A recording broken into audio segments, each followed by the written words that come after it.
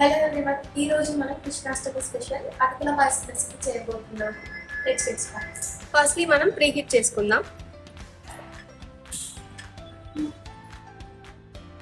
Pre heating అయిపోయింది.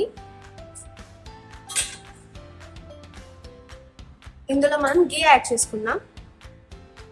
ఇందులో అటుకులు యాడ్ చేసుకుందాం.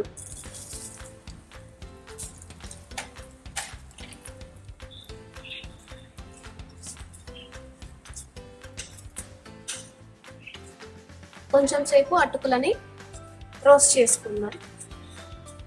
అటుకులు రోస్ట్ అయ్యాయి.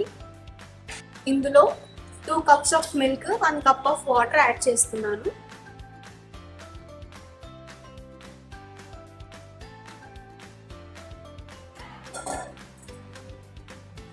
సరే మిక్స్ చేసుకుందాం. అప్పుడప్పుడు ఇలా మిక్స్ చేసుకోవాలి. ఇందులో 1 cup ఆఫ్ షుగర్ యాడ్ చేస్తున్నాను. సరే మిక్స్ చేసుకుందాం. ఇందులో డ్రై ఫ్రూట్స్ యాడ్ చేసుకుందాం. అలాగే ఇలాచీ కూడా యాడ్ చేసుకుందాం.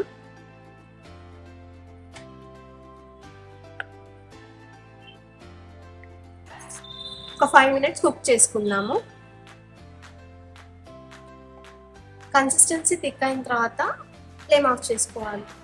అటుకుల పాయసం రెడీ అయిపోయింది. ఫ్లేమ్ ఆఫ్ చేసేసుకుందాం.